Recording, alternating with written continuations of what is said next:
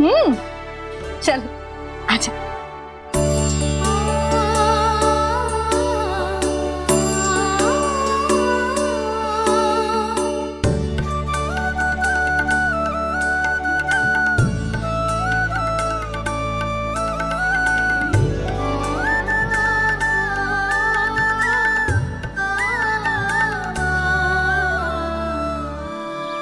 यही बात कह रही थी मैं, उसके भोले प्यारे मन को मोहित कर देने वाले दिखावे में मत आना।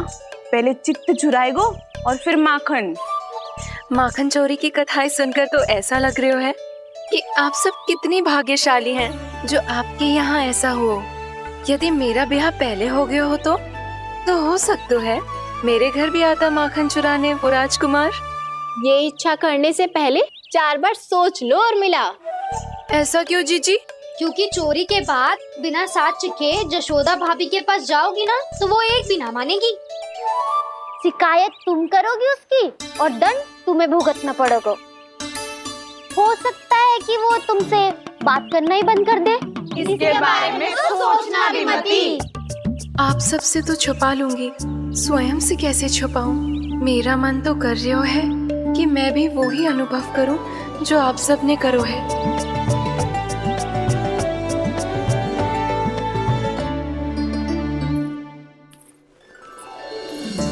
आ गई तुम?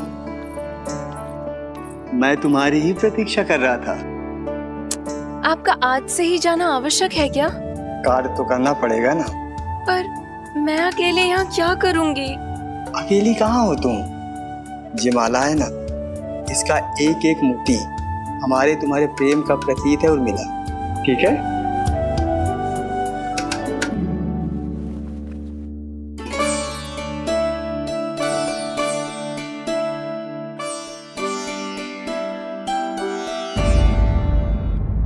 ये इच्छा करने से पहले 4 बार सोच लो और मिला। क्योंकि चोरी के बाद बिना साथ चिखे जशोदा भाभी के पास जाओगी ना तो वो एक भी ना मानेगी।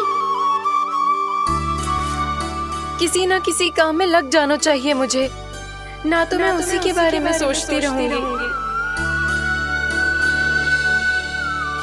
इतना अच्छा हो तो यदि उन्हें मैं अपने हाथों से माखन खिला पाती। इतना अच्छा हो तो यदि उन्हें मैं अपने हाथों से माखन खिला पाती।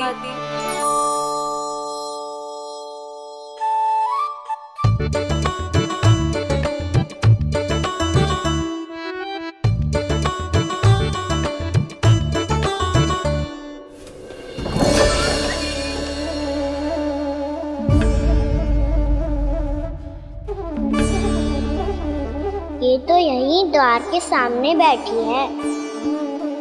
कोई भी कार्य को पूरी तैयारी से करना चाहिए, तभी तो कार्य में सफलता प्राप्त होगी।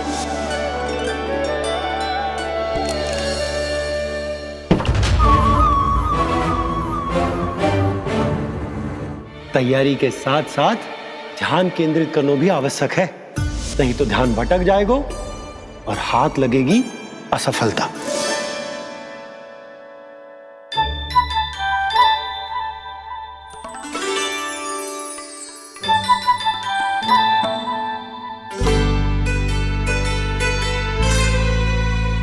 कितनी अच्छी सुगंध आ रही है। तीव्र स्वर में बोल दियो क्या? कछु बोल क्यों ना रही? वृंदावन का राजकुमार हूँ मैं।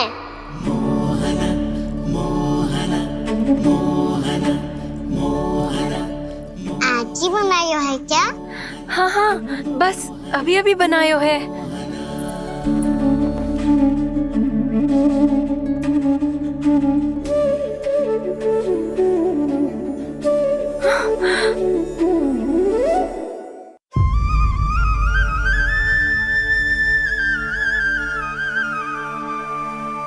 तू स्वप्न ना है, सचमुच है यहाँ।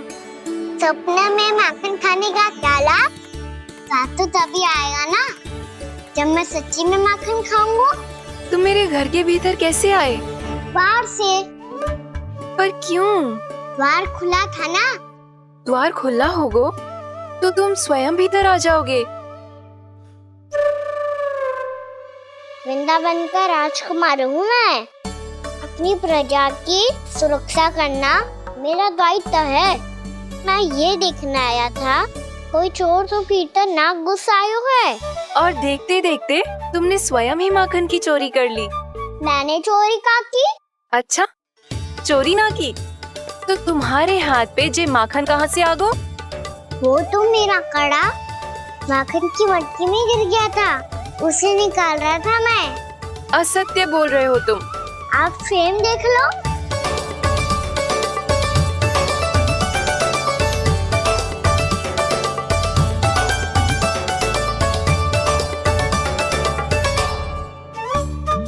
मेरे साथ भी ऐसा ही हुआ था, पर मुझे कड़ा मिलो ही ना, केवल ये माखन मिलो। तो तुम्हारे मुंह पे जे माखन कहाँ से आ गो? वो मैं अपना हाथ साफ कर रहा था ना। उसके लिए तो वहाँ वस्त्र रखा है ना। और जे बताओ, तुम्हारा ये कड़ा मटकी में गिरो कैसे? मटकी आपने खुली छोड़ी, वार आपने खुला छोड़ा, और प्रश्न मुझसे कर रही हो? अरे अब क्या होगा? रो क्यों रहे हो आप? स्वयं चोरी करते हो और मुझे ही डांटते हो। अपने बड़ों से कोई ऐसे बात करते है का?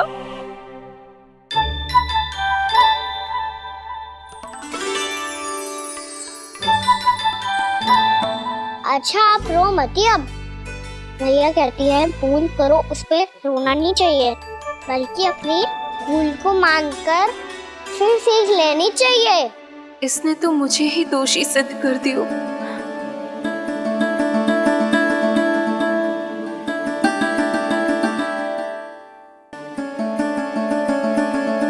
शिकायत तुम करोगी उसकी और दंड तुम्हें भुगतना पड़ेगा। वैसे जो भी हो, आपने माखन बहुत स्वादिष्ट बनाया था। और उसकी आभा तो ऐसी है कि पल भर में तुम्हारा मन चुरा ले वो। अब आपने इतने प्रेम से बनाया हुआ है तो वैर थोड़ी ही जाने दूंगा। कितना भी प्रयास क्यों ना कर लो, पकड़ में आने वालों में से ना है जे। इसे तो मैं पकड़ के रहूंगी।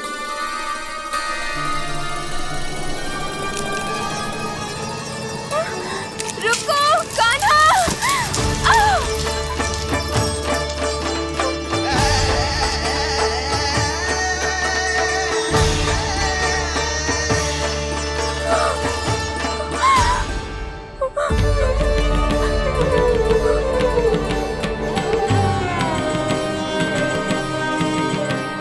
यशोदा जीजी, यशोदा जीजी, यशोदा जीजी, भाभी, यशोदा भाभी, भाभी। क्या होगा? तुम सब एक साथ? हाँ जीजी, हम सब कुंड पे जा रहे हैं, आप भी साथ चलिए ना। सोच क्या रही हो जीजी? अब चलो भी। सुनो जी, कान्हा भीतर सो रो है, मैं तनिक कुंड पे जाके आती हूँ, आप उसका ध्यान रखना। हाँ, ध्यान तो रख लूंगा, उसके लिए लल्ला भीतर होना भी तो चाहिए। भीतर ना है? ना, बिना बताए कहाँ चला गया?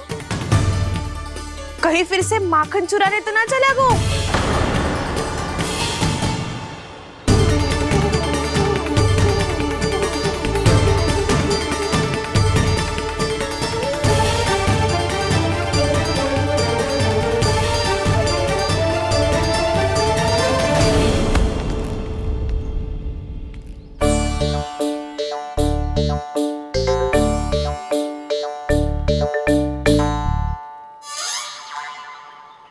अरे कान्हा, यहाँ क्या कर रहे हो?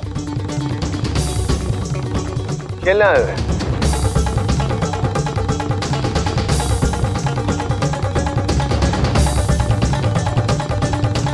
पर तेरी सखा कहाँ है? तुझे छोड़कर चले गए घर?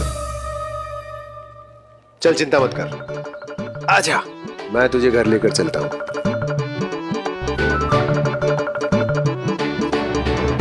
सुनो जी, आप तनिक देख के आओ ना कहाँ गए हुए हैं बिना बताए। वृंदावन से अभी परिचित ना है लल्ला, बिना बताए कहाँ चला जाएगा? ये रहो कान्हा, मेरे साथ था।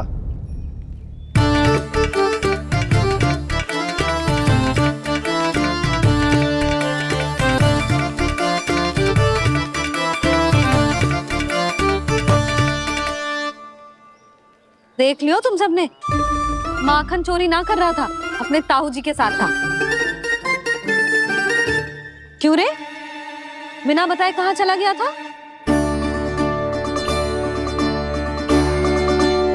आप इतनी गहरी नींद में सोई थी मैया, आपको जगाना अच्छी बात होती क्या? अच्छा जी, इतना सयाना होगा तू? जसोदा जीजी,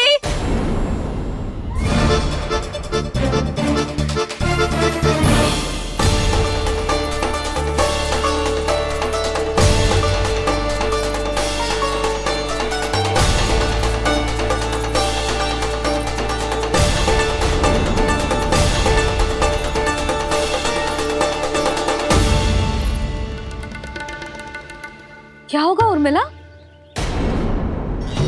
आपका लल्ला मेरे घर आया था जीजी, माखन चुराने, माखन चुराने, माखन चुराने।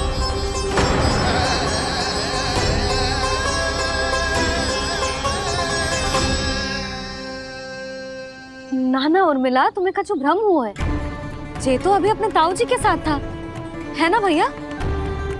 हाँ, ये मेरे ही साथ, अर्थात मैं लक्ष्मण के घर की ओर जा रहा था तो मार्ग में मुझे कान्हा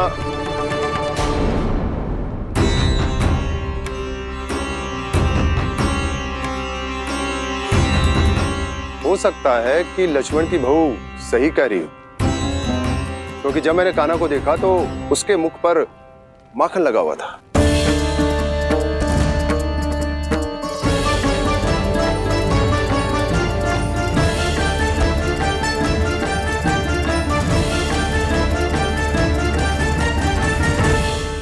ना ना उर्मिला, तुम्हें कछु भ्रम हुआ है। जे तो अभी अपने ताऊ जी के साथ था, है ना भैया? मैं लक्ष्मण के घर की ओर जा रहा था तो मार्ग में मुझे कान्हा हो सकता है कि लक्ष्मण की बहू सही कह रही, क्योंकि जब मैंने कान्हा को देखा तो उसके मुख पर माखन लगा हुआ था।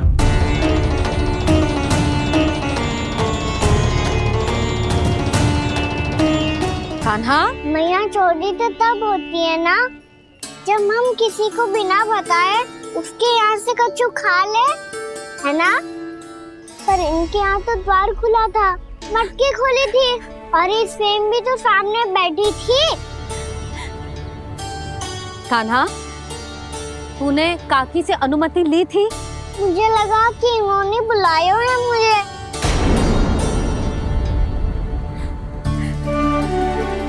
उर्मिला, कान्हा ने तुम्हारे घर आके माखन खायो, इसके अपराध की मैं भरपाई करूंगी। मैं तुम्हें 2 गुना माखन दूंगी। ये सत्य है, मैंने स्वयं ही इच्छा की थी इसे माखन खिलाने की, पर बात माखन की ना है जीजी। तो फिर क्या बात है? इसने मेरी माला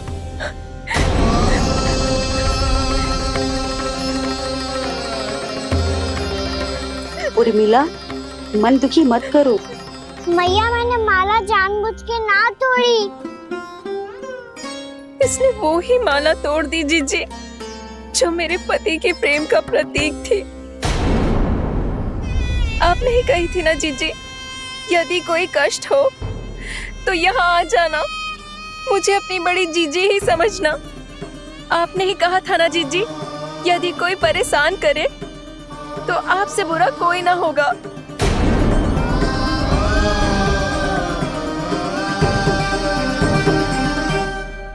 हे नारायण, क्या मुझे अपने कान्हा को फिर से दंड देना पड़ेगा? मैया, यदि नहीं काकी की यही इच्छा है तो आप मुझे फिर से दंड दे दो। मैं दंड के लिए तैयार हूँ मैया। मान दो मुझे उस उखल से, मैं उस उखल में बंधा रहूंगा, दिन भर धूप में खड़ा रहूंगा, भूखा प्यासा भी रह लूंगा। पर आप इनसे कहो ना, साधारण सी मोतियों की माला के लिए अपना मन क्यों दुखी करिए? कान्हा, ये कोई साधारण मोतियों की माला ना है। वैसे तो तेरी जो मुरली भी साधारण है ना, इसे कोई छीन ले तो तुझे कैसा लगेगा? बहुत बुरा लगेगा। बस ऐसे ही काकी को भी बुरा लगो ना। उनके लिए जो प्रेम का प्रतीक थी ना, मूल्य वस्तु की ना होती कान्हा, भावनाओं की होती है। काकी की भावना जुड़ी थी ना।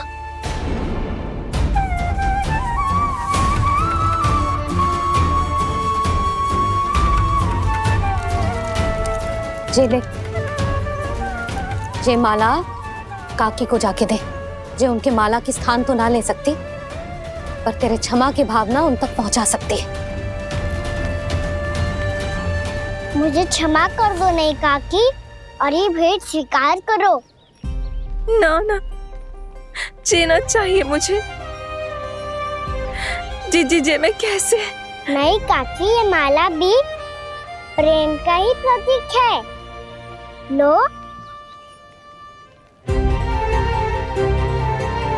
वैसे एक बात कहूँ, मोतियों की माला टूट सकती है और फूलों की माला भी मुरझाई जाती है। इसीलिए माला जीवन भर आपके पास रहना रहे। मेरा प्रेम सदैव आपके साथ रहेगा।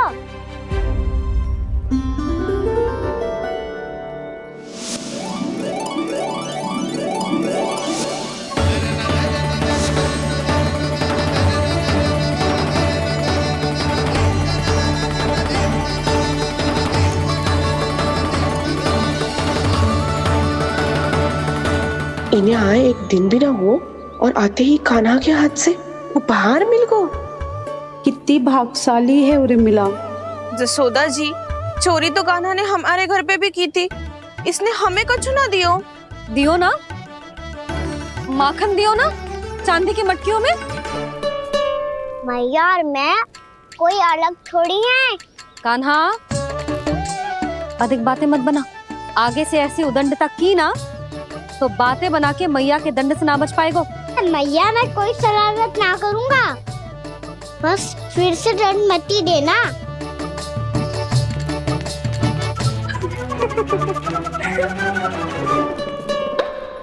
कान्हा की ओर से मैं क्षमा मांगती हूँ तुमसे। कछु कहने की आवश्यकता ना है जीजी। जो हुआ अच्छे के लिए हुआ। आज की इस घटना से मुझे बहुत बड़ी सीख मिली है। प्रेम को वस्तु के साथ ना जोड़ना चाहिए, क्योंकि वस्तु तो रहे ना रहे, पर अपनों का प्रेम वो तो सदैव अपने साथ ही रहता है। ये मैं ना रख पाऊंगी। अरे ना ना, ये तो तुम्हें रखनी पड़ेगी। कान्हा ने दियो है। नारायण नारायण।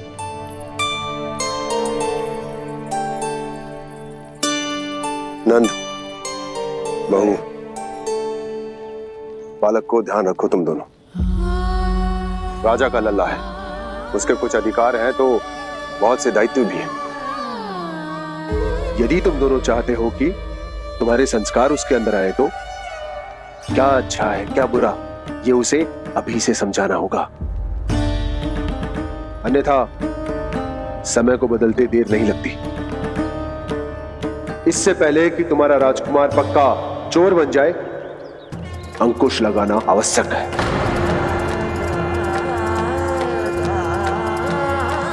बाकी तो तुम दोनों समझदार हो।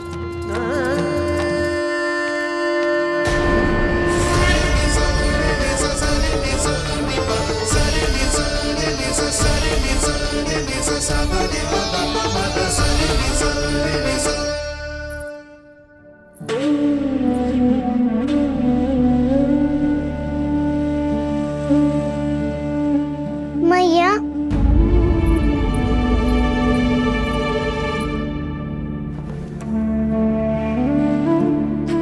मैया मेरी बात सुनो ना। बाबा, तुझे पता है लल्ला, तेरी मैया तुझसे कितना प्रेम करती है? तो तू ही बता, जो तुझ पर सारा संसार न्यौछावर करती है, यदि उसके सामने कोई आकर तेरे बारे में बुरा कहेगो, तेरी कमियां निकालेगो, कुछ भी करेगो, कैसा लगेगा उसे?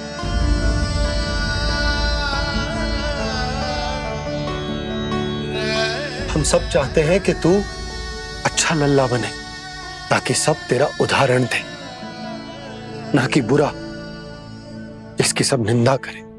पर बाबा, मैं तो बात अच्छे वाले कार्य करता हूँ। हाँ, कर तो है ना अच्छे कार्य, तू कर तो है अच्छे कार्य, पर 100 अच्छे कार्य करने के बाद यदि जाने अनजाने में एक बुरा कार्य भी कर देगो ना, ये समाज उस बुरे कार्य को ही स्मरण रखेगो। भलाई क्षण भर में भुला दी जाती है लल्ला, और बुराई वो सदैव स्मृति में बनी रहती। यही इस समाज की रीत। मुझे क्षमा कर दो बाबा। लल्ला, तुझे पता है जब तू भूल करतो है तो सबसे पहली उंगली तेरी मैया के लालन पालन पर उठती। ये सारे गांव वाले, सारे गोप गोपियां, सारा समाज सभी तेरी मैया को दोष देते हैं कि उसने तुझे अच्छी शिक्षा ना दी। तो यदि तुझे क्षमा मांगनी है ना, मुझसे ना, तेरी मैया से मांग। पर बाबा मैया मानेगी?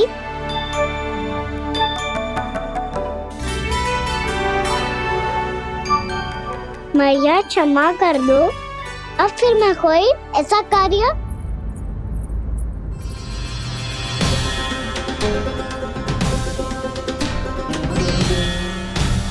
बैठो ना जीजी, बैठो। आजा लल्ला, बैठ। जे देख, तेरे लिए लड्डू बनाए हैं, पर पहले तुझे माखन चख के देख कैसे बनो।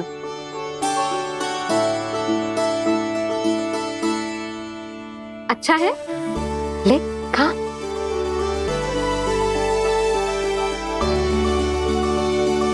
कितना अच्छा बालक है तू। सदैव ऐसे ही रहना, किसी की संगति में आके बिगड़ मती जाइयो, समझ आई?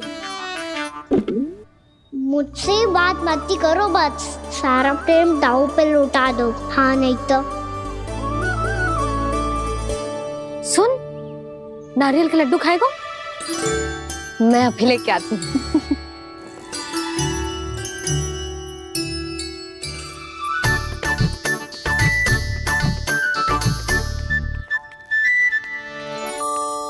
किसी उपाय से बात नहीं बन रही तो रोक के दिखाओ ना। रामबाण उपाय है, आंसू देखते ही निकल जाती है सारी माए। हाँ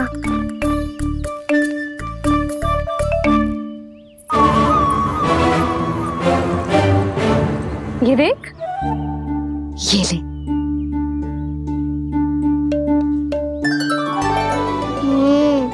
ले, जो सारे के सारे तेरे लिए हैं, खा। यशोदा, बलराम को ये लड्डू अपने भाई के साथ भी बांटना चाहिए ना। कान्हा को भी तो कितने प्रिय है ये लड्डू। ना जीजी, इसे तो केवल दूसरों का माखन प्रिय है।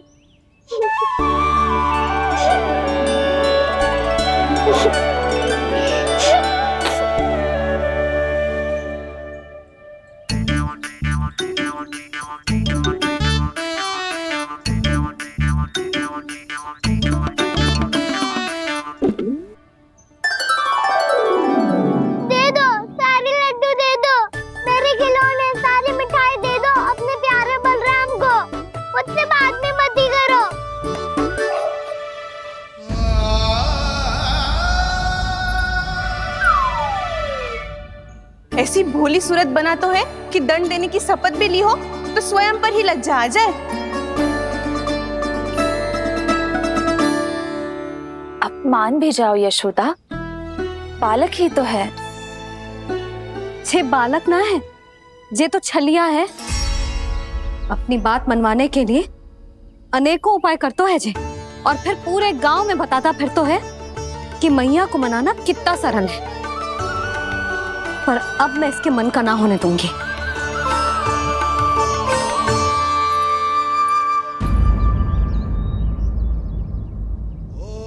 अब इतना भी क्रोध मती करो मैया, मान जाओ मैया।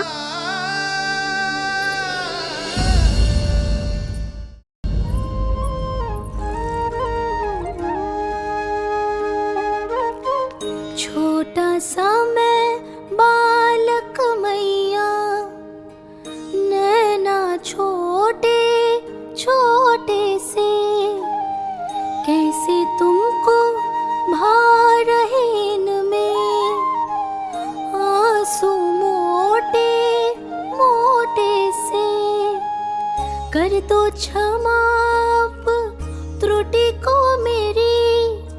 भूल भी जाओ ना,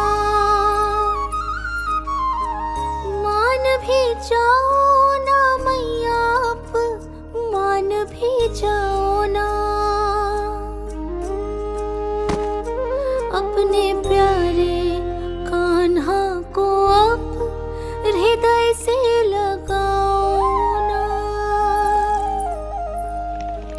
सुनो मैया, तुम्हारा कन्हैया सच में भोला भाला है। जानती हो सब तुमने अपने आंचल में मुझे पाला है।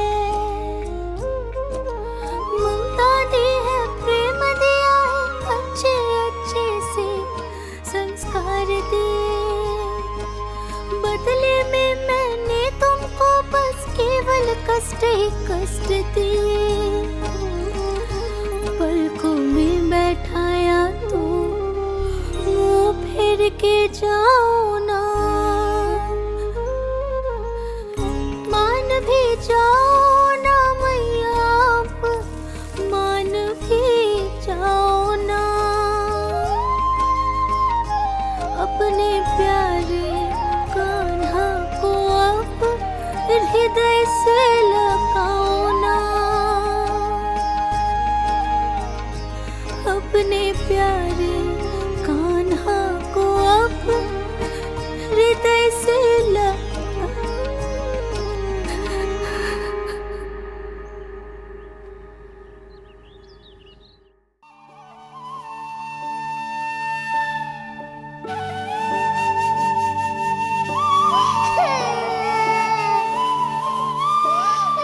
माता माता तू ही सारे जग की है विधाता। प्रेम है तेरा ऐसा निराला, विवश हो कर आए जग पाला।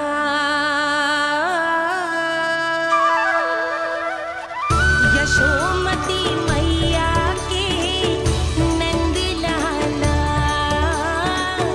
यशोमती मैया के नंद लाला, यशोमती मैया के नंद लाला,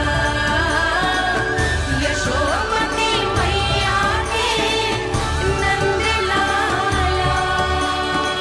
लल्ला, मैंने हृदय से लगायो है, इसका अर्थ ये ना है कि मैं मान गई हूँ और सब भूल गई हूँ। मैं तो क्षमा मांग रहा हूँ ना मैया। ना कान्हा, भूल हो जाने पर केवल क्षमा मांगना पर्याप्त ना है। सबसे पहले तुझे ये स्वीकार करना पड़ेगा कि तुझसे भूल हुई। फिर तेरे मन में क्षमा भाव होने चाहिए। तुझे ये आभास होना चाहिए कि जो हुआ वो अनुचित है। फिर तुझे अपनी भूल से सीख लेनी चाहिए कान्हा। और चौथी बात, अविलंब अपनी भूल सुधारने का प्रयास करना चाहिए। और यदि भूल सुधारने की संभावना ना हो तो कछु ऐसा करना चाहिए कि भूल का प्रभाव कम से कम हो जाए। और फिर अंत में तुझे वचन देना चाहिए कि फिर से तू वो भूल कभी ना दोहराएगा। मैं समझ गई मैया। तुम्हारा लल्ला नटखट अवश्य, परंतु समझदार भी। मैं वचन देता हूँ मैया, आज के बाद मैं ऐसा कछु ना करूँगा जिसके कारण आपको लज्जित होना पड़े। मेरा अच्छा कान्हा, अब जा विश्राम कर, जा।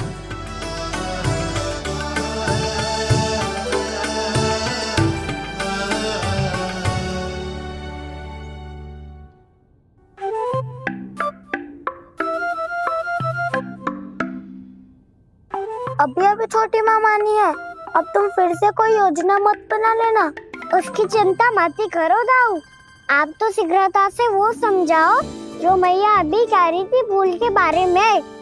क्या नहीं करना है? तो क्या तुम्हें छोटी माँ की बात समझ में नहीं आई? तो तुमने बाहर क्यों कहा कि तुम समझ गए हो?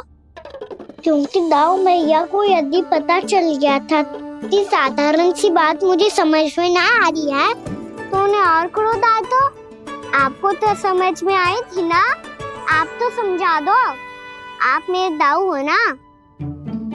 हाँ हाँ समझाता हूँ।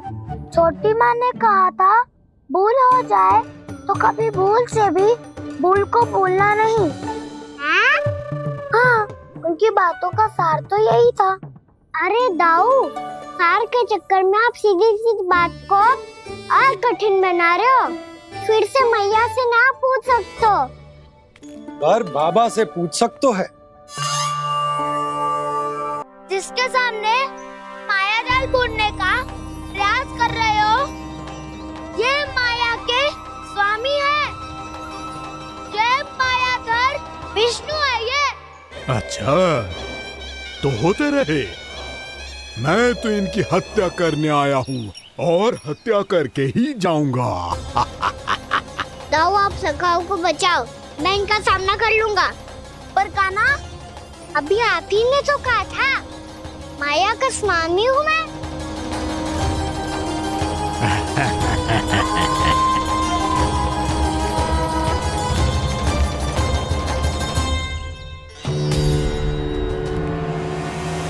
ये तो मथुरा का व्यापारी है। इसको अर्थ वो जो था वो सच में छलिया हो तो कहीं वो नंदमोहन तो ना पहुंच गओ। हमें शीघ्र ही गांव जाना पड़ेगा और सबको सावधान करना पड़ेगा। चल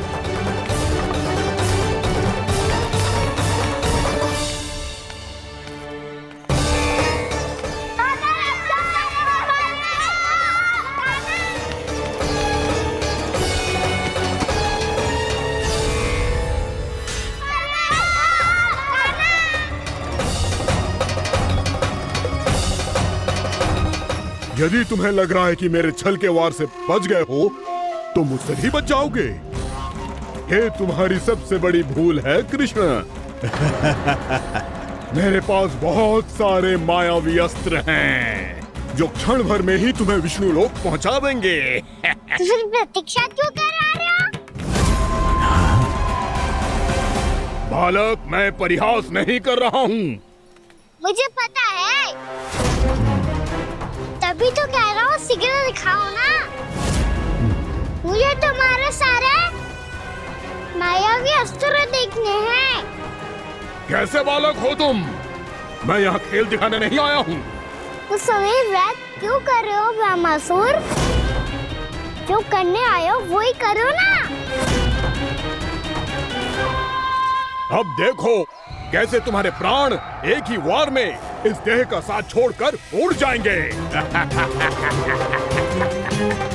मेरी मायावी अग्नि तुम्हारे भोले भाले से इस मुख को जलाकर भस्म कर देगी।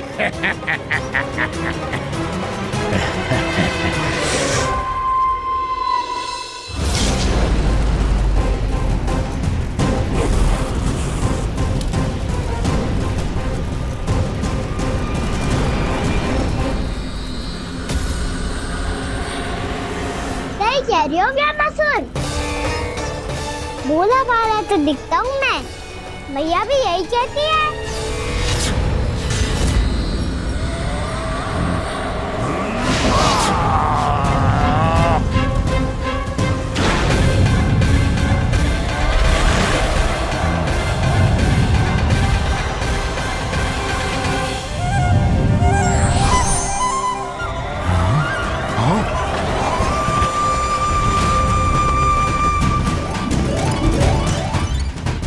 आसन को उपहार देने के लिए बहुत बहुत धन्यवाद ब्रह्मासुर।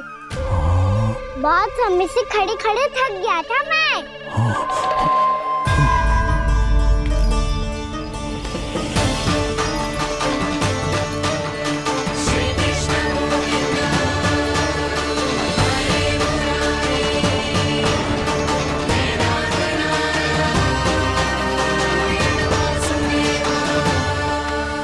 अगला अस्त्र दिखाओ ना।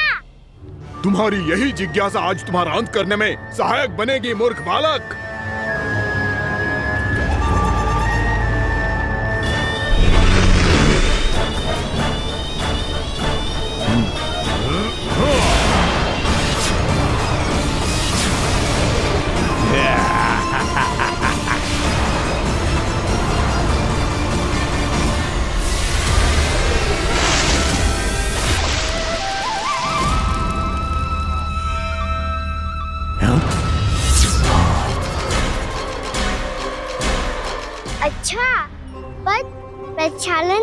चाहते थे, तो पहले क्यों नहीं बताया? मुस्कुराना बंद करो। तुम्हारी ये हंसी मुझे कांटों की तरह चुभ रही है। पर मैया तो कहती है कि मेरी मुस्कुराहट फूलों की तरह है।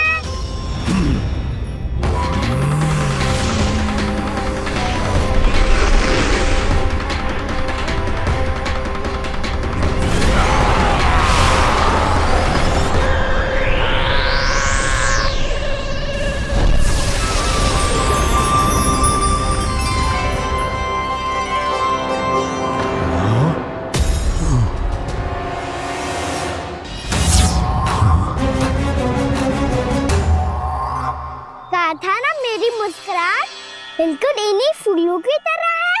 और तो कर क्या रहे हो सर? कभी आसन दे रहे हो, कभी पद प्रक्षालन कर रहे हो, और अब फूल भी चढ़ा दिया है। तुम मुझ पे वार करने आए हो कि पूजा करने? तुम्हारी पूजा तो मैं अब ऐसी करूंगा कि तुम मृत्यु के बाद भी मुझे भूल नहीं पाओगे बालक।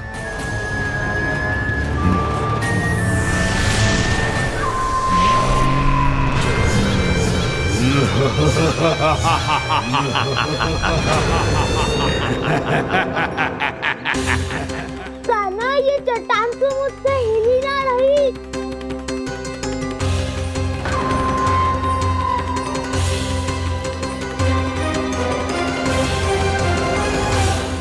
अभी कंदरा के अंदर कुछ क्षणों में ही प्राण वायु समाप्त हो जाएंगे। तुम्हारे सारे सखा एक एक कर अपने प्राण त्याग देंगे और तुम्हारा वध करूंगा मैं।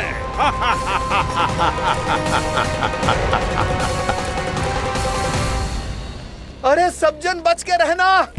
छलिया आया हुआ है वृंदावन में। अरे छलिया आ गया है। वृंदावन में मायावी छलिया। अरे क्या हुआ? कौन छलिया? मायावी छलिया सबको छलता है वो। हाँ, कुछ भी कर सके है वो। बहुत भयानक। अरे भानु, ठहर जरा, क्या हुआ? बहुत भयानक है वो। बच के रहना सब लोग। अरे भेष बदल ले तो है वो। हाँ। क्या हुआ? छलिया है वो। अरे मेरी बात तो बताओ।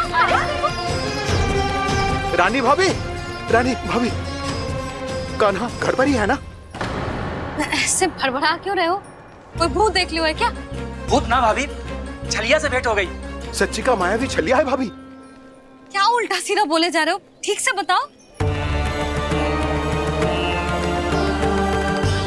अब बोलो भी। वो कान्हा के पीछे पड़ो है वो। मेरे लल्ला के पीछे? हाँ रानी भाभी, हमारे अचेत होने से पहले हमने उसे ये कहते सुना था कि वो वृंदावन आने वाला है कान्हा से मिलने। हे नारायण, मेरे कान्हा की रक्षा करना। जसोदा जी, मायावी छलिए से बचना बालकों के बस की बात ना है। जीजी, बालक वन में अकेले हैं।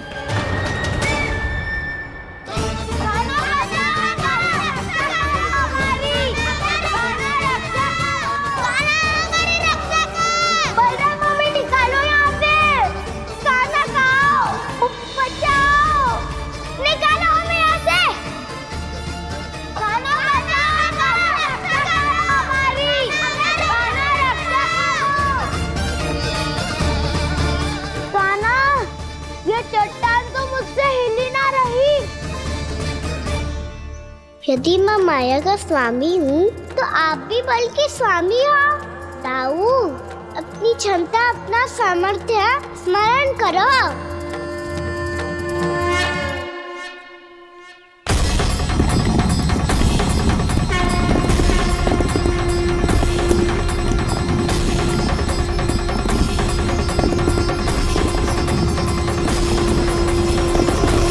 इससे पहले कि वो कंदरा का द्वार खोल के तुम्हारे सखाओं को बाहर निकाले, मैं तुम्हारे प्राण ले लूंगा कृष्ण।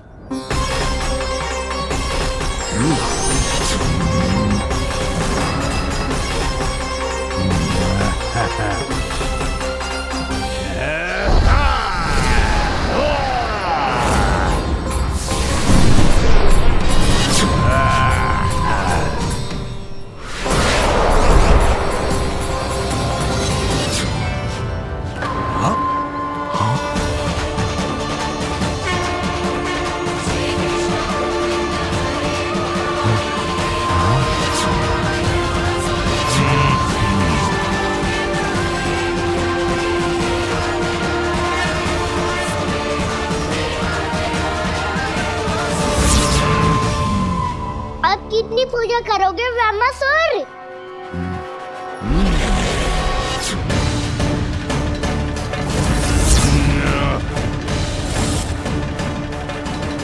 प्रभु तो खेल खिला रहे हैं इससे, और ये खेले जा रहा है विवश होकर, उनकी माया से बाध्य होकर।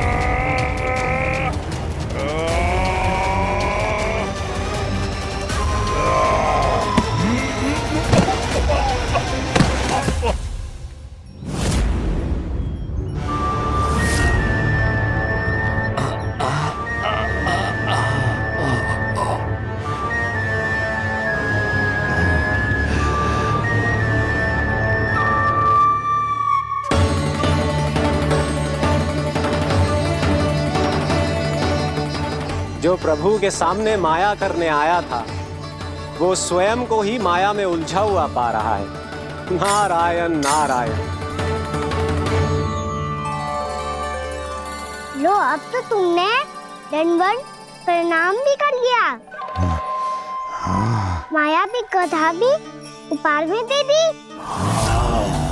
तुम चाहते क्या हो ब्रह्मासुर? मेरी शरण में आना है क्या?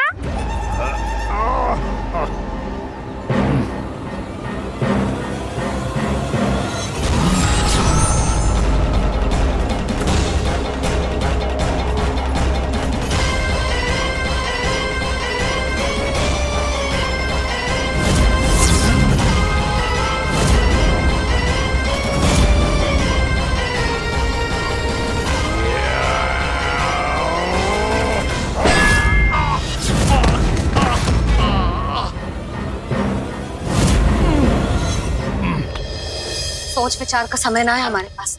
अपने बालकों की रक्षा के लिए इसी क्षण में निकलना होगा। और वो छलिया किसी का भी रूप धारण कर सकते है। सुलक्षणा तेरा, शांति तेरा या मेरा, किसी का भी रूप धारण करके हमें भ्रमित कर सकते हो। इसीलिए हमें सतर्क रहना होगा। समझ आई? चलो।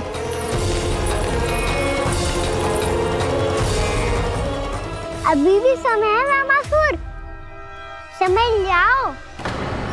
यदि मैया आ गई तो बात गड़बड़ हो जाएगी।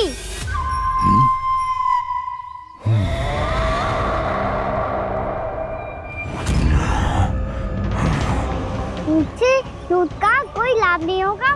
ब्रह्मासुर, स्मरण करो तुम कौन हो। मायासुर का पुत्र हूँ मैं, अपने स्वामी महाराज कंस का सेवक हूँ, और तुम्हारा हूँ मैं काल।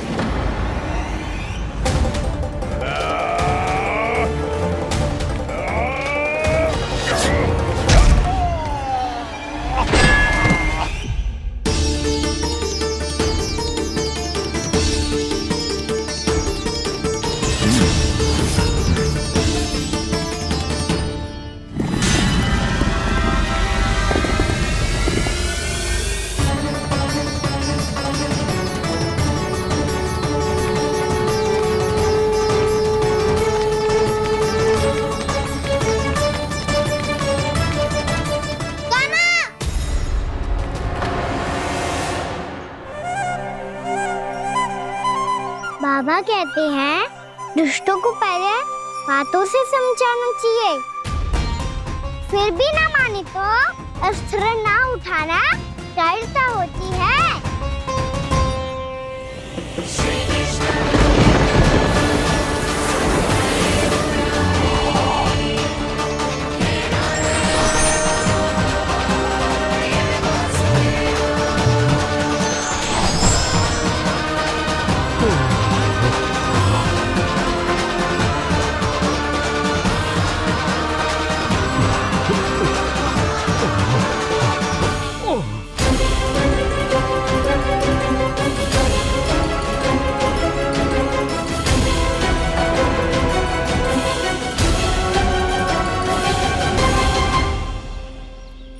पता था मुझे, अपने बाबा के स्वरूप को हानि नहीं पहुंचाओगे। सही कही तुमने। पिता की छवि ही पिता के समान भी आनंदीय होती है। ज़मासुर, ज़मासुर। ये मैं अपने वास्तविक रूप में कैसे आ गया?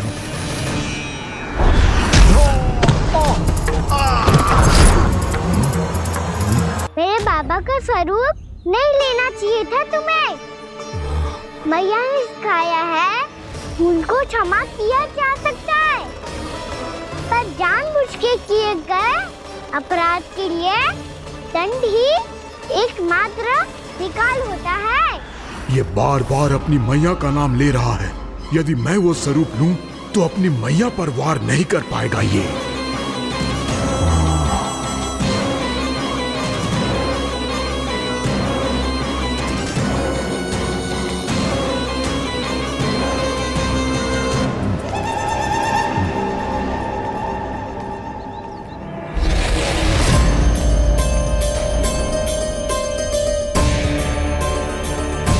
लल्ला, मैं तेरी मैया हूँ, अपनी मैया को मारेगा? बच गया। समझाया था, पर तुमने एक बार फिर से मूर्खता कर ही दी। इस पर तुमने पहले से भी बड़ी और पहले से भी भयंकर भूल किया वह।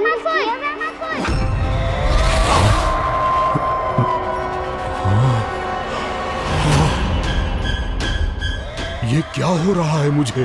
बार बार मेरा रूप क्यों बदल रहा है? ममता को समझे बिना अधिक समय तक मैया का स्वरूप हरण करके नहीं रख पाओगे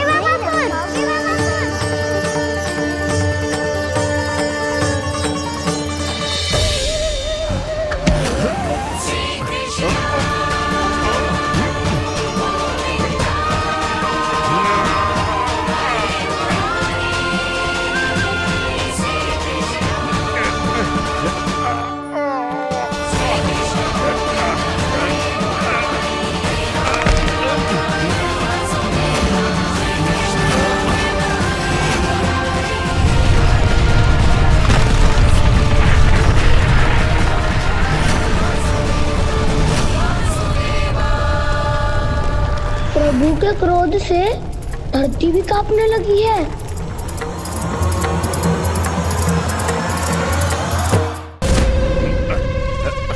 पुत्र को मारने के उद्देश्य से एक माँ का रूप लिया तुमने।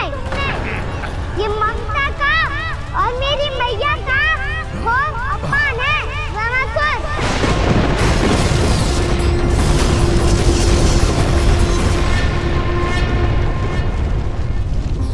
इससे पहले इस असुर के कारण निर्दोष प्राणियों का कोई अहित हो, मुझे कुछ करना होगा।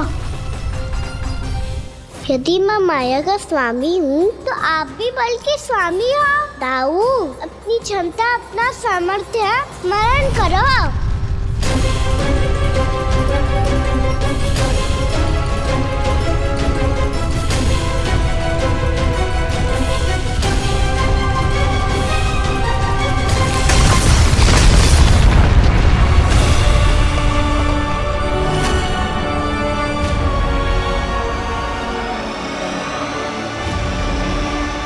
अद्भुत बलदाऊ, अद्भुत।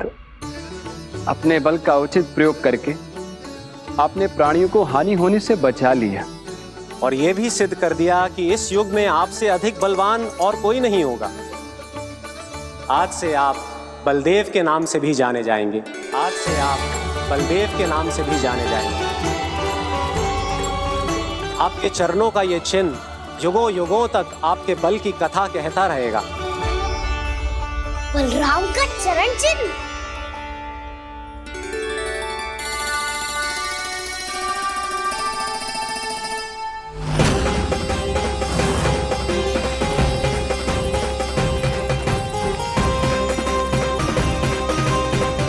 मेरी माया से आज तक कोई नहीं बच पाया है। एक बार मुझे छोड़कर देखो, फिर पता चलेगा कि मैं हूँ कौन। पहले ये तो देख लो कि मैं कौन हूँ।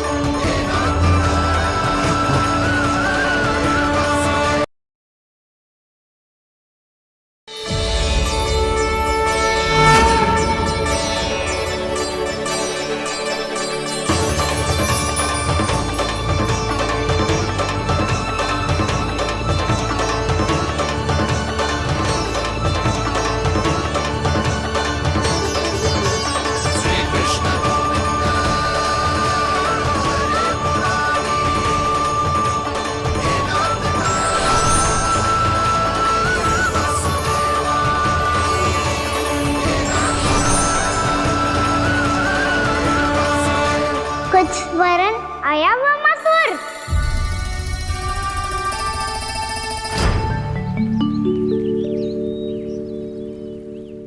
बहुत समय पहले की बात है, बहुत बड़े घुमाकर राज करते थे तुम्हें महान राजा भीमम के नाम से जाना जाता था। सब कुछ था तुम्हारे पास, पर शांति नहीं थी। इसीलिए शांति की खोज में अपना संपूर्ण राज अपने पुत्रों को सौंप कर मलय पर्वत की ओर चल दिए। अनेक वर्षों की तपस्या के बाद तुम्हारे तप की कीर्ति चारों ओर फैलने लगी और फिर सच्चे तपस्वी की धूप में तुम्हारी ख्याति से प्रभावित होकर महर्षि उलट तुमसे भेंट करने आए। राजा भीमरथ, आपने ईश्वर की प्राप्ति के लिए सब कुछ छोड़ दिया, पर अपना अभिमान नहीं छोड़ पाए। इसीलिए मेरे आगमन पर सम्मान के साथ खड़ा होना तो दूर, मेरा अभिवादन भी नहीं किया। अभिमान तपस्वी का गुण नहीं होता है राजन, अभिमान राक्षसी गुण है। इसलिए मैं आपको श्राप देता हूँ कि आप अगले जन्म में एक राक्षस के रूप में जन्म लेंगे, एक राक्षस के रूप में जन्म लेंगे। मुझे क्षमा कर दीजिए महर्षि, मैंने जानबूझकर आपका अपमान नहीं किया है। मैं तो यहाँ पर शांति की खोज में आया था। अपने भीतर के संसार में गहरे सोच विचार में डूबा हुआ था मैं। मुझे क्षमा कर दीजिए महर्षि, मुझे क्षमा कर दीजिए। अपनी भूल का आभास प्रायश्चित की ओर पहला पग होता है। मैं अपना श्राप तो वापस नहीं ले सकता, परंतु आपको एक वचन अवश्य दे सकता हूँ। जब भी प्रभु नारायण का अवतार होगा, आपको उचित समय पे वो वरदान देंगे जिसकी आप लंबे समय से प्रतीक्षा कर रहे हैं।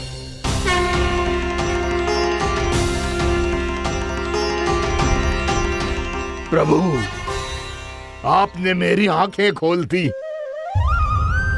अब मुझे पता चल गया है कि आप कौन हैं और मैं कौन हूँ। इसलिए आप मुझ पर कृपा करके अपने चरणों में स्थान दे दीजिए।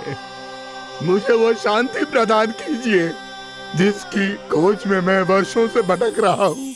शांति तो मोक्ष में ही है, इसीलिए मैं तुम्हें मोक्ष का वरदान देता हूँ।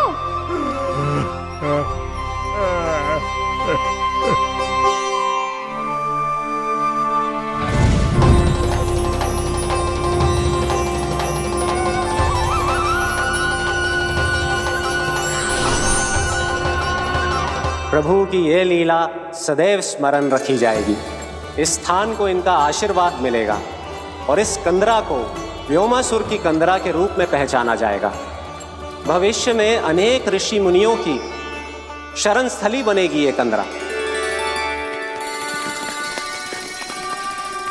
दीदी, ये कोई साधारण बालक ना है। ऐसा चमत्कार कोई साधारण बालक थोड़ी ना कर सकते हो। तुम सत्य कह रहे थे बलराम, कान्हा सच्ची में भगवान ही है। तभी तो सब देवता इसे बसाने और इसकी ओर से युद्ध करने आते हैं। तुम सब ऐसे आंखें फाड़ के क्यों देख रहे हो मुझे?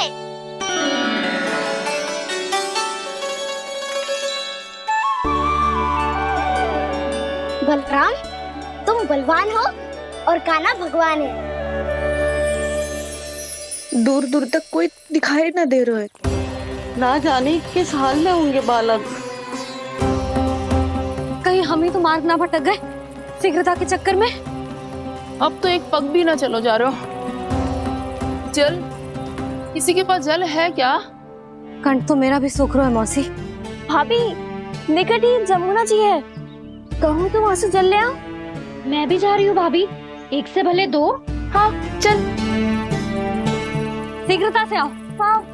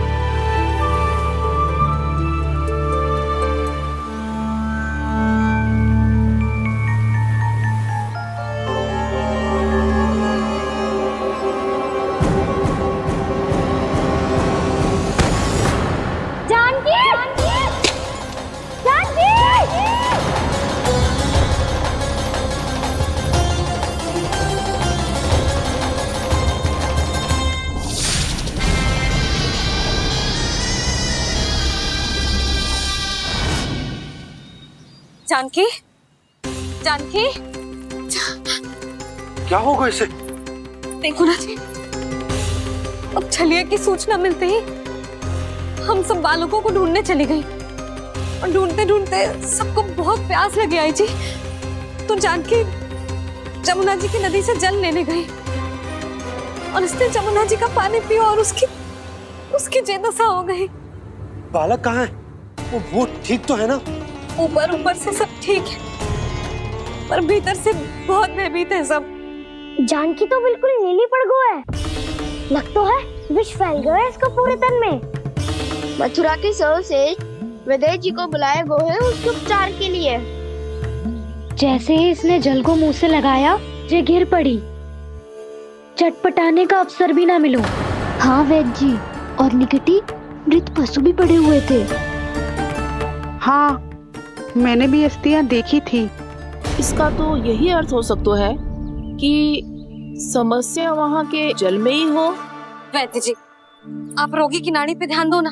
जे गोपिया क्या कह रही है उसे सुनने की आवश्यकता ना है। जब तक विष के कारण का पता नहीं चल जाता, हम उपचार कैसे कर सकते हैं रानी जी?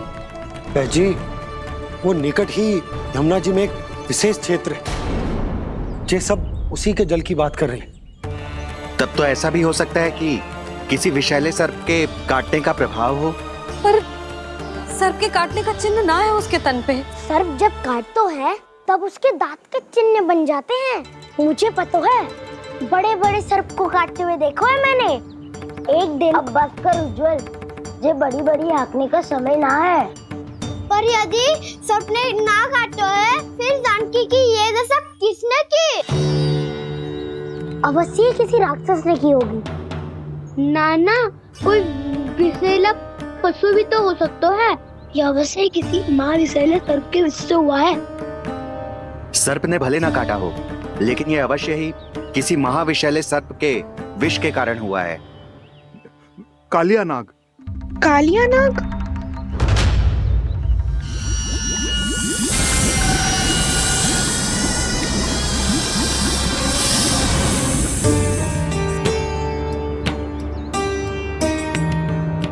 संकेतों से तो ऐसा लगता है कि जानकी ने कालिया नाग के क्षेत्र के विशाल जल पी लियो है। कालिया नाग एक लोक श्रुति है, कल्पना में गढ़ी हुई एक कथा, और कछु ना है। हमें जाके पता लगाना पड़ेगा। पर हमें वहां जाने से मना किया है ना बड़ों ने। उज्जवल सही कह रहे हो है। इस समय जानकी के स्वार्थ से अधिक महत्वपूर्ण और कछु ना है। जानकी हमारे लिए ही जलाने गई थी जी, ना मैं उसे जाने देती ना जैसा वो तो। वैद्य जी आप शीघ्र कछु करो, कैसे भी कछु भी करो, पर इसके प्राण बचा लो। यशोदा, धैर्य रखो, श्री नारायण पर विश्वास रखो, वो सब ठीक कर देंगे।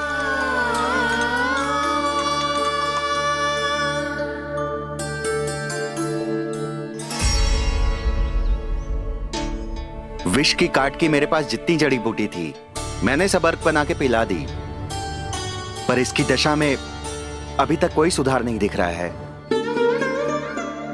ये अंतिम जड़ी बूटी है, अगर इससे भी चमत्कार नहीं हुआ तो फिर जो नारायण की इच्छा।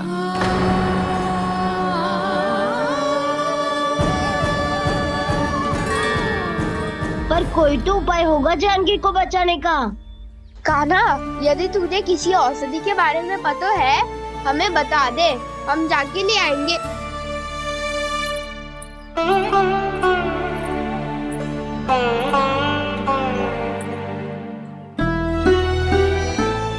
हे नारायण, हे प्रभु, मेरी जानकी के प्राण बचा ले प्रभु। या तो मैं अपने आप को कभी क्षमा न कर पाऊंगी। ये सारी मेरे ही कारण बनाई थी। उसकी रक्षा करो प्रभु, मेरी पुकार सुनो। कान्हा, तूने हमें बत्तासुर से बचाया था ना, और बकासुर से भी तो, और छलिया से भी तो तूने ही बचाया था ना हमें। क्या ऐसा कोई उपाय ना है जानकी को बचाने का? धन्वंतरी,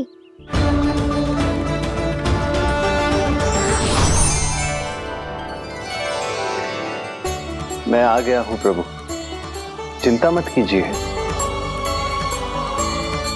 आपके आदेश का पालन अवश्य होगा। यशोदा मैया,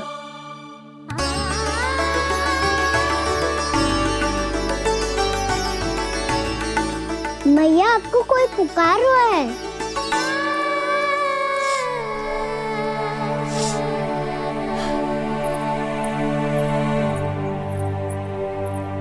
चिंता मत करो मैया, अब धन्वंतरी जी आ गए हैं, वो सब संभाल लेंगे। धन्वंतरी जी कौन है? जिन्होंने संसार का आयुर्वेद दिया, आरोग्य के देवता, वे श्री नारायण के अवतार।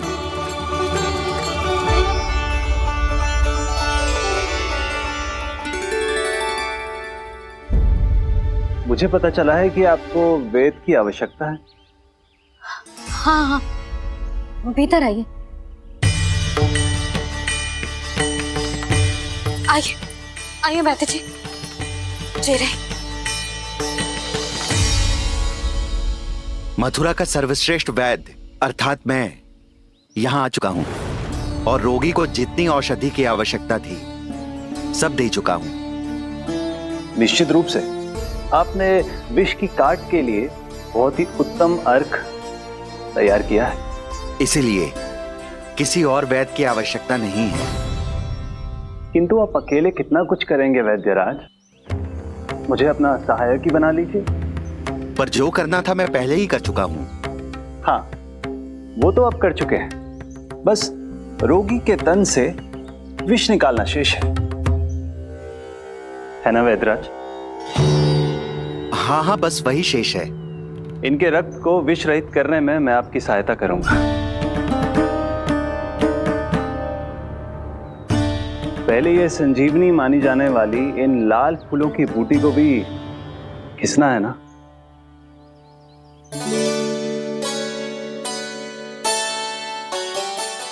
हाँ हाँ, तुम सही कह रहे हो, इसे अच्छे से घिसो।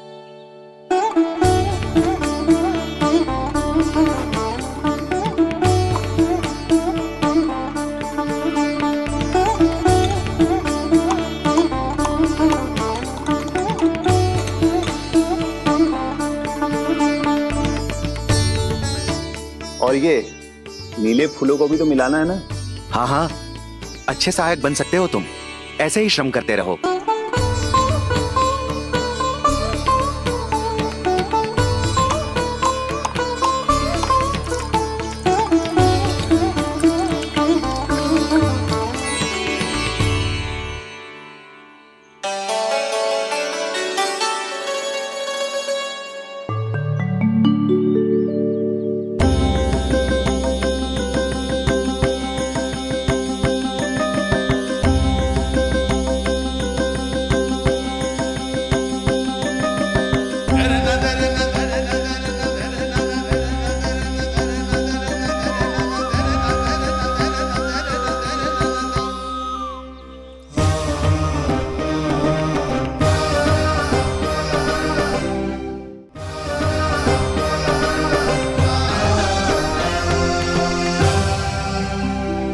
जानकी स्वस्थ हो जाएगी ना धन्वंतरी जी? धन्वंतरी? प्रभु, अब मैं क्या करूं? आपने तो स्वयं ही मेरी पहचान उजागर कर दी।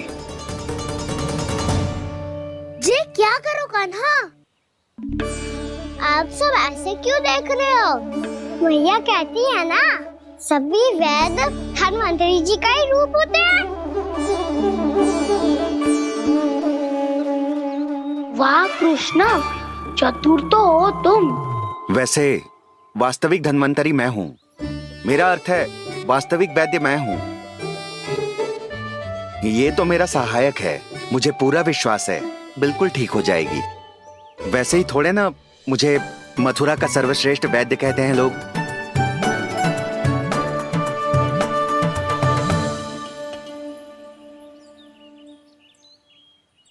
जसोदा भाभी, जसोदा जी, जानकी को चेतना आ गई। जानकी, जानकी, जानकी, तू ठीक है ना? क्षमा करना भाभी, मैं आपके लिए जल ना ला पाई। बस बहुत भूख लगी है। मैं अभी कछु लाती हूँ। जानकी माखन खाओगी?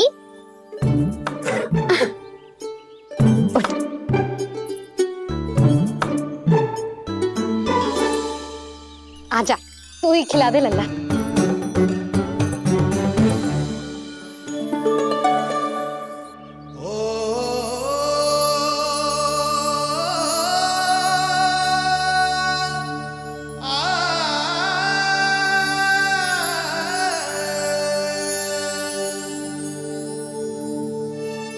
तुम सब मेरे लल्ला को माखन चोर कहती हो ना? आज देखो, अपना ही माखन जानकी को खिला रहे है।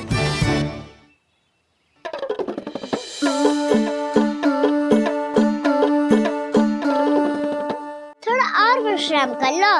सदैव तुम हम सबकी सेवा करती हो, आज मैं तुम्हारी सेवा करूंगा।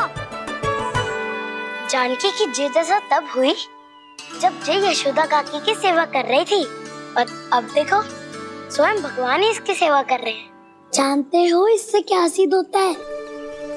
जो भी यशोदा मैया की पूजा करेगा, अर्थात अपने माता पिता की सेवा करेगा, उनके साथ सम्मान से व्यवहार करेगा, ईश्वर स्वयं उसका ध्यान रखेंगे।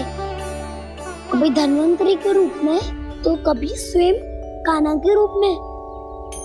भक्त और भगवान का देखो कैसा ये अनुराग, स्वयं करे सेवा प्रभु, अद्भुत गोपी का भाग्य। प्रभु इन सब पृथ्वीवासियों से कितना घुल मिल गए। ना तो ये प्रभु को भगवान मानते हैं और ना ही प्रभु अपने आप को इनसे सर्वश्रेष्ठ समझते हैं। अपने आचरण से ये सिद्ध कर रहे हैं कि ये सभी में हैं और सभी इनका ही अंश है।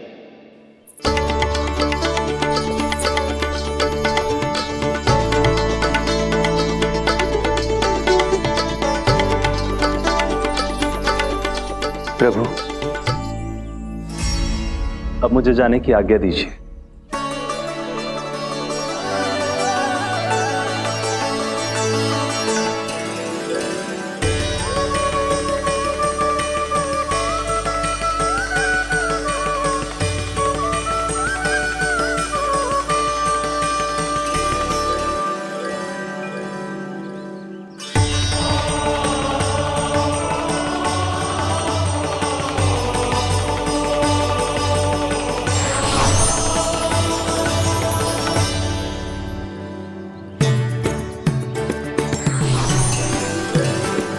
कान्हा ने तो सच्ची में धन्वंतरी जी को बुला लिया था।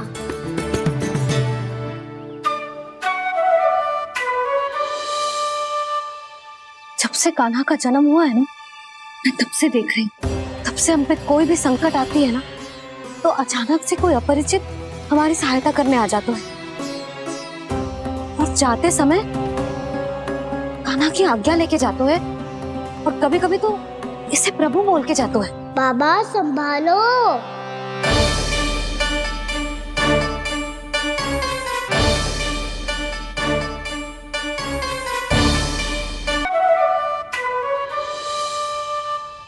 जब से कान्हा का जन्म हुआ है ना, मैं तब से देख रही हूँ, तब से हम पे कोई भी संकट आती है ना, तो अचानक से कोई अपरिचित हमारी सहायता करने आ जाता है, और जाते समय कान्हा की आज्ञा लेके जाते है, और कभी कभी तो इसे प्रभु बोल के जाते है। बाबा संभालो। यशोदा, इस जानकी को चढ़ो है और विचित्र विचार तुम्हारे मन में है। अरे सब जानते हैं कि हमारा परिवार राजसी, तुम्हें पता ना चलता हो वो, पर हमारे कान्हा को सब राजकुमार ही समझते हैं देखकर, इसीलिए उसे सम्मान देने के लिए सब ऐसा ही करते हैं, और कोई बात ना है।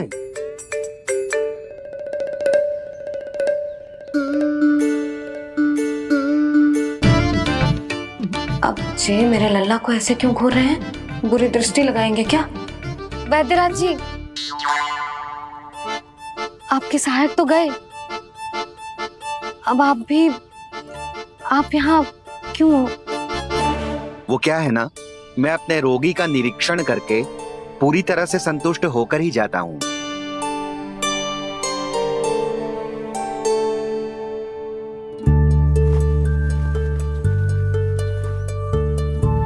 हाँ, संकेत तो अच्छे हैं, कल सुबह तक बिल्कुल ठीक हो जाएगी। धन्यवाद वैद्य जी।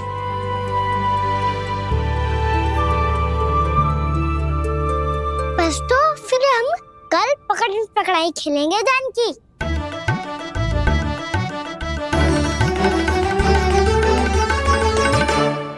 भानु, बंसी, जाकर उस क्षेत्र के चारों ओर बाढ़ बनवा दो, और वहां सूचना पट्ट भी लगा देना, ताकि जानकी के साथ जो हुआ है वो किसी और के साथ ना हो। शीघ्र जाओ। जी ठीक है।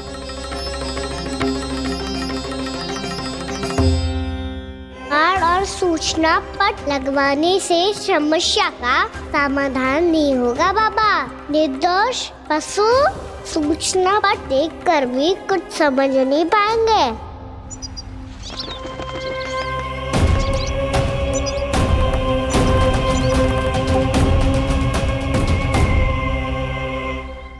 तो तुम्हारे कहने का अर्थ यह है कि व्योमासुर मारा जा चुका है, और वो बालक अब भी जीवित है। हाँ महाराज, मैंने गोप बालकों को कहते सुना था कि कृष्ण ने छलिया को मोक्ष दे दिया है, पर वृंदावन सुरक्षित नहीं है महाराज। वो एक बहुत बड़ी समस्या से जूझ रहे हैं। कैसी समस्या? गांव के निकट क्षेत्र में किसी विषैले सर्प का निवास है। उसके विष का प्रभाव इतना भयानक है महाराज, जैसे विष ना हो, स्वयं हलाहल हो। मेरी कोई भी औषधि रोगी का उपचार नहीं कर पा रही थी। निकट के क्षेत्र में कहाँ है वो सर्प? गोप मानते हैं कि वो सर्प गांव के निकट यमुना नदी के जल में रहता है। मुझे तो लगता है महाराज, ये कालिया नाग की कथा कोई किंवदंती या लोक श्रुति नहीं, एक सच्चाई है, एक विषैली सच्चाई।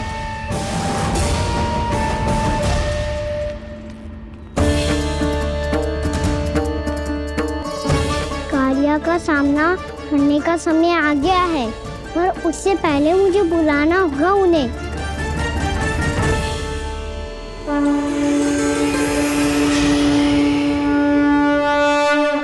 संसार के दारुण भय का नाश करने वाले, सभी कष्टों का हरण करने वाले, विश्व का समस्त ऐश्वर्य प्रदान करने वाले, कमल जैसे लोचन, मुख और चरणों वाले आजानुभुज श्री राम को मैं बार बार नमस्कार करता हूँ।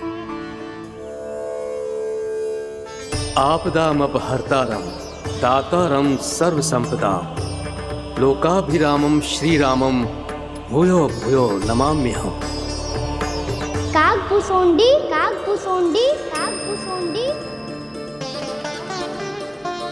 प्रभु क्षमा करें, मुझे जाना होगा।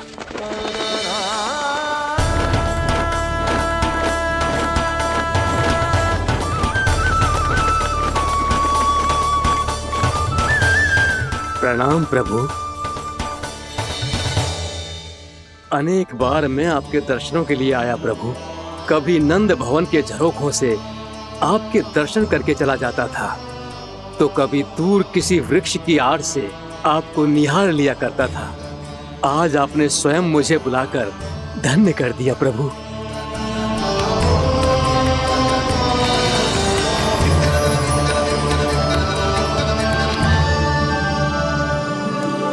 मैंने आपको यहाँ एक विशेष कारण से बुलाया है।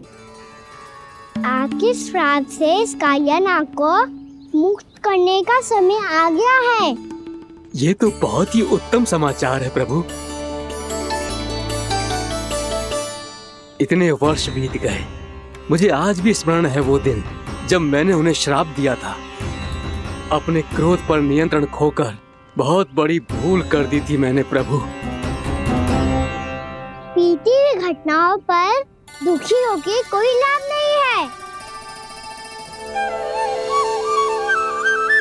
हमें भविष्य की ओर देखना होगा।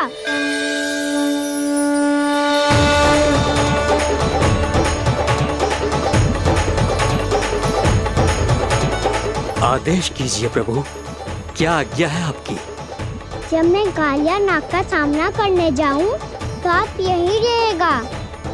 आपको अपने आप पता चल जाएगा कि कब क्या करना है। और हाँ, लौटते जाते समय नारद मुनि से कहेगा, वो आकर मुझसे भेंट करे। अवश्य प्रभु, प्रणाम। क्या इसने सच्ची में देवर्षि नारद को बुलाया है? नारायण नारायण।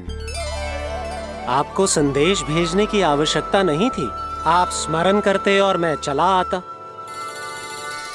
तुम्हारा कल्याण हो नारद।